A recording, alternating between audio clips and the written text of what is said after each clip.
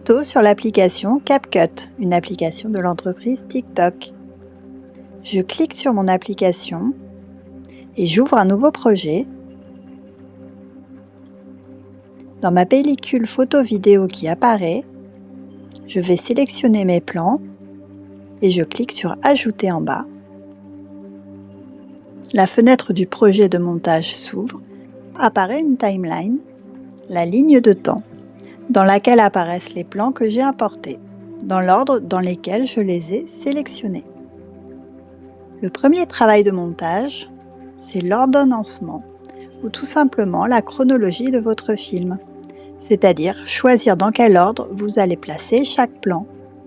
Pour cela, il faut évidemment visionner tout le film, et si vous souhaitez changer l'ordre des plans, vous sélectionnez en appuyant sur le plan, laissez appuyer et ensuite vous allez pouvoir déplacer votre plan là où vous le souhaitez sur votre timeline.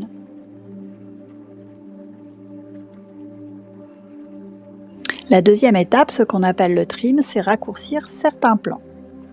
Vous n'avez pas besoin du plan entier qui a été tourné, donc je vais raccourcir certains plans. J'appuie sur la fin du plan, je glisse vers la gauche pour supprimer les dernières images à la fin du plan. Et pour supprimer le début, je clique sur le début du plan et je fais glisser en restant appuyé pour raboter le début de ce plan. C'est la première façon de nettoyer un plan. Si je veux couper une partie du plan en plein milieu par exemple, je sélectionne mon plan, je place ma barre verticale, donc le curseur de ce qui apparaît en haut à l'écran, là où je veux créer une coupe. En bas, j'ai différentes fonctionnalités. La première en bas à gauche s'appelle Diviser. Je clique sur Diviser et donc j'ai coupé mon plan en deux parties. Ensuite, je sélectionne un autre endroit en plaçant mon curseur un peu plus à droite sur la timeline et je reclique sur Diviser. Je sélectionne la partie entre les deux coupes pour la supprimer avec l'icône Poubelle.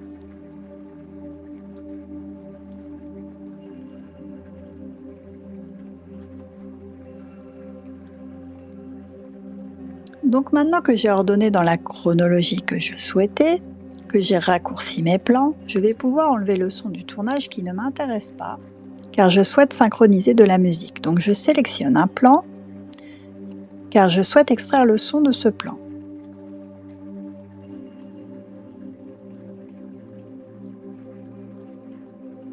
Je clique sur l'icône Extraire le son. Une nouvelle ligne apparaît avec le son extrait du plan. Et donc ce son, je vais pouvoir le déplacer sur la timeline, ou bien je préfère le supprimer.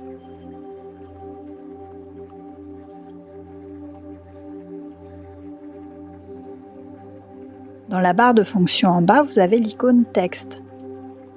Cliquez pour ajouter du texte. Une fenêtre s'ouvre. Je vais pouvoir taper mon texte, modifier le style,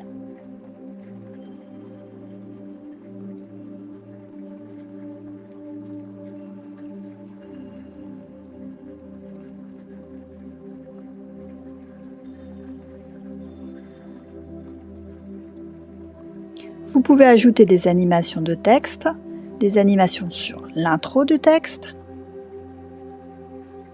une animation sur la sortie du texte, ou alors faire tourner en boucle l'animation. Vous positionnez le texte où vous le souhaitez. Vous pouvez le redimensionner simplement avec vos doigts directement sur l'écran du haut, le déplacer avec les doigts. Pour modifier le texte, vous cliquez sur le petit crayon en haut à droite de l'écran du texte, directement sur l'écran.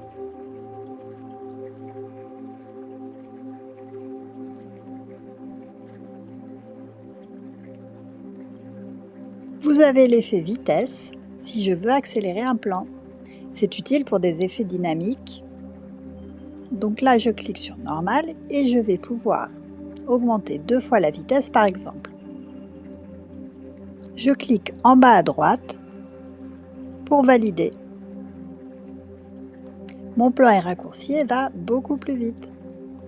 On peut aussi ralentir dans le sens inverse. La fonction courbe va vous permettre de modifier la vitesse plusieurs fois dans le même plan à différents endroits. Donc vous allez pouvoir ralentir à certains moments,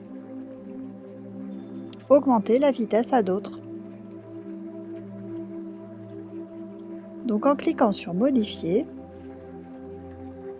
vous allez pouvoir accélérer à certains endroits, ralentir à d'autres. Vous pouvez aussi tester des courbes automatiques.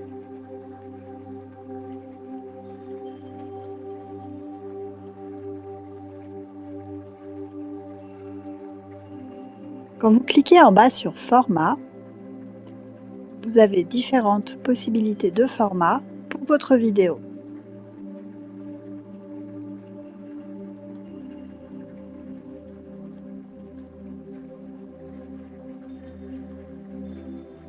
Pour l'exportation de votre vidéo, en haut à droite de l'écran, vous avez Exporter et vous avez un réglage sur la gauche. En cliquant dessus, une fenêtre apparaît.